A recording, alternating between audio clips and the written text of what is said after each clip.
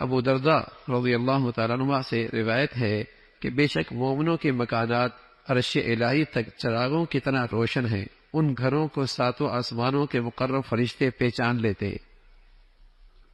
آسمان پہ جو فرشتے ہیں نا، زمین پر جو گھر ہیں نا ایمان والوں کے، تو وہ فرشتے ان گھروں کو پہچان لیتے ہیں۔ کیسے پہچانتے ہیں؟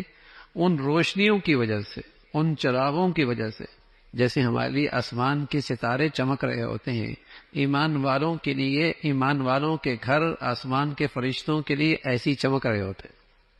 آسمان کے فرشتوں کے لیے زمین میں اہل ایمان کے گھر ایسی چمک رہے ہوتے ہیں، پہچان لیتے ہیں ہاں یہ ایمان والوں کا گھر ہے، یہ ایمان والوں کا گھر ہے، اور آپس میں یہ کہتے ہیں کہ یہ نور مؤمنین کے ان گھروں سے آ رہا ہے جن گھروں میں قرآن مجید کی تلاوت کی جاتی ہے۔ جیسے زمین والوں کے لیے آسمان کے ستارے چمک رہے ہوتے ہیں، ایسی آسمان کے فرشتوں کے لیے زمین کے وہ گھر چمک رہے ہوتے ہیں جن گھروں میں قرآن مجید کی تلاوت ہوتی ہے،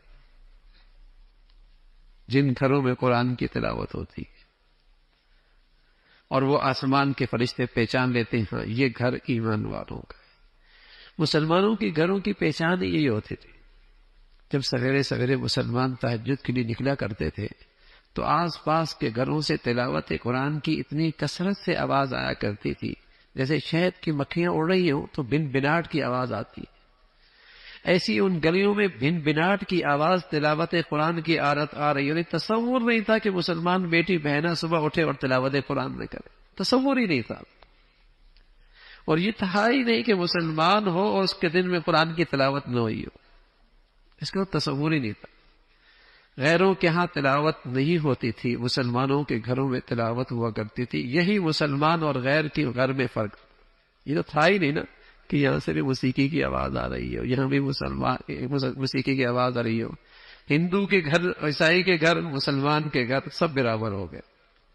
تو مسلمانوں کے گھروں کی خصوصیت تھی کہ ان گھروں سے قرآن کی تلاوت کی آواز آیا کرتی۔